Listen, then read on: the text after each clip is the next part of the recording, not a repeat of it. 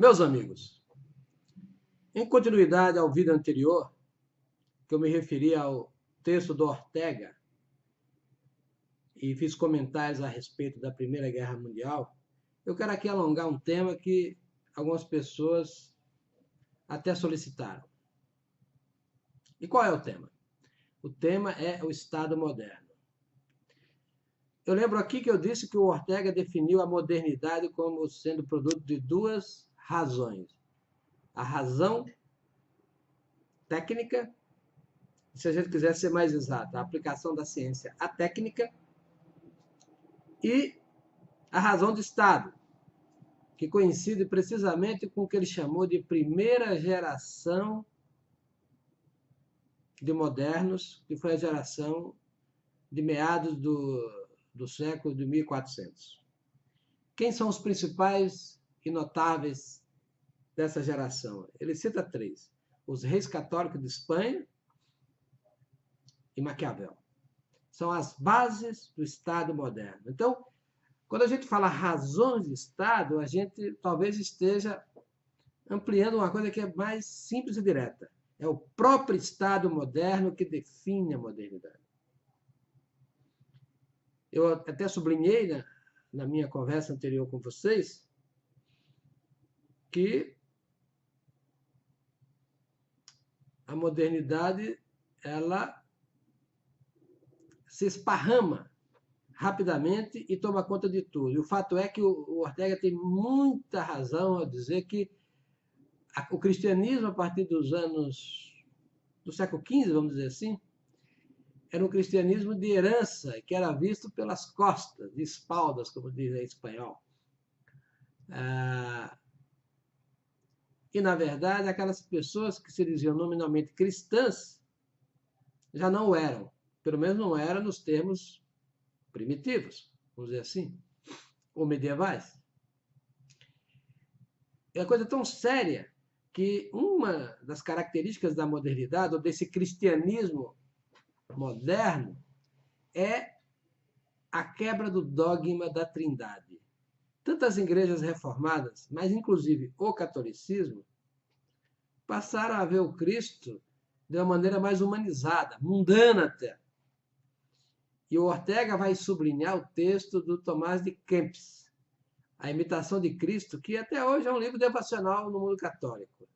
Esse livro, feito em exegese mais profunda, vai mostrar que é uma exaltação da figura terrena do próprio Cristo em prejuízo da misteriosa Trindade, que é o fundamento do cristianismo e do catolicismo. Bem, qual é a outra característica fundamental da modernidade? É a tentativa de perfectibilizar tudo via Estado e pela lei positiva do Estado. Ainda durante o reinado de Fernando e Isabel, nós tivemos uma, vamos dizer assim, uma purificação do reino de Espanha com a expulsão dos judeus, seguida pela expulsão dos mouros. O Dom Quixote tem um personagem muito bonito, muito saboroso, que é o Rigote, que é exatamente a figura desse mouro que foi expulso de Espanha para o norte da África, e tudo que ele queria era voltar para a sua pátria. E a pátria naquele tempo quixotesco não era nada diferente da cidade natal de cada um. Então, a modernidade tem essa mania do perfectibilismo. É o perfectibilismo da pureza racial, que é a primeira coisa que vai acontecer, da pureza religiosa. Podemos lembrar aqui da intolerância da reforma, ou dos reformados, e da contra-reforma também. Quanta gente morreu, produto exclusivo da intolerância, da estupidez dessa gente que portava uma falsa fé. A higiene, né? Os cheiros. O processo de modernidade ele foi sendo esse processo de tentar perfectibilizar. Eu acabei de ler agora, no jornal, na internet, que a Anvisa no Brasil conseguiu reduzir o teor de sal, de sódio dos alimentos. Essa inclinação para perfectibilizar tudo dá nisso. É o Estado mandando e todo mundo tentando obedecer leis e ordens que nem sempre são razoáveis, mas que têm que ser cumpridas. Então, meus amigos, é importante a gente notar que o mundo moderno é essa segunda realidade que se criou, essa segunda realidade que foi definida por Don Quixote e que depois outros autores importantes foram estudando, e no século XX grandes autores escreveram sobre o assunto. O próprio Eric Feigen foi um deles. A segunda realidade é essa realidade feita a partir de uma abstração, de um ideal ou de uma ideologia, seja ela qual for. E aí, independentemente dos fatos, tenta se moldar o mundo aos preconceitos dessa ideologia. Nós vivemos um mundo que quer a perfeição, é a perfeição da criatura que pretende substituir o Criador. E o que isso conseguiu?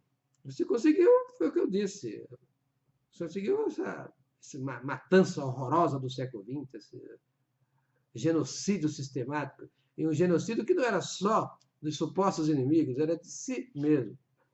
Eu até sublinhei o livro aqui, Tempestades de Aço, que mostrava como eram as trincheiras da Primeira Guerra Mundial. Mas não foi muito diferente da Segunda Guerra Mundial. Só pegar, o Hitler queria matar judeus? Queria matar eslavos? Queria matar Deus todo mundo? Queria. Mas ele matou, sobretudo, os alemães, os malucos que o apoiaram, a juventude que foi para o front, as gentes que foram incineradas dos bombardeios ocidentais sobre as cidades alemãs, e o governo nazista não teve a grandeza de pedir paz para evitar que aquele massacre fosse tão continuado. Meus amigos, a modernidade é isso, é sangue, é miséria, é desespero. Essa tentativa do homem de se substituir a Deus ou de humanizar o próprio Cristo, se quiser colocar numa vertente um pouco mais piedosa, né? Não passa de uma manifestação do materialismo. É da negação da própria espiritualidade. E a causa principal dos males do século XX, que se estendem ao século XXI, é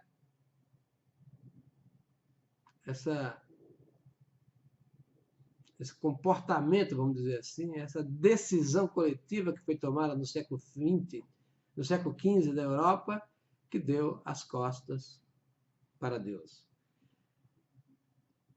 Eu citei para vocês o poema do Goethe, lá, o Fausto, o poema peça, como sendo a obra basilar e exaltada desse processo. Mas tem uma outra obra que eu recomendo que vocês leiam, se vocês quiserem entender o homem moderno.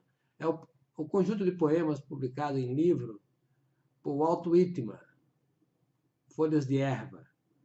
Eu fiz no passado uma série de comentários a esse livro, aos versos do livro, e eu quero recomendar que vocês olhem a exaltação do homem como massa, a exaltação do soldado morto em campo de batalha.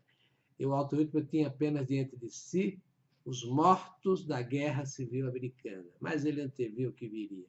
Ele anteviu que já era, não só na sua América, mas alhures na Europa, com muito mais força. A maldição do homem, meus amigos, é essa tentativa arrogante de substituir a Deus. E o grande instrumento dessa substituição é o Estado. Não é à toa que o grande Ortega y Gasset vai dizer que os fundadores dessa monstruosidade são os reis católicos Piavel. Os que moldaram o Estado e aqueles que deram a ideologia para tomar o poder do Estado. É tudo que vivemos hoje em dia.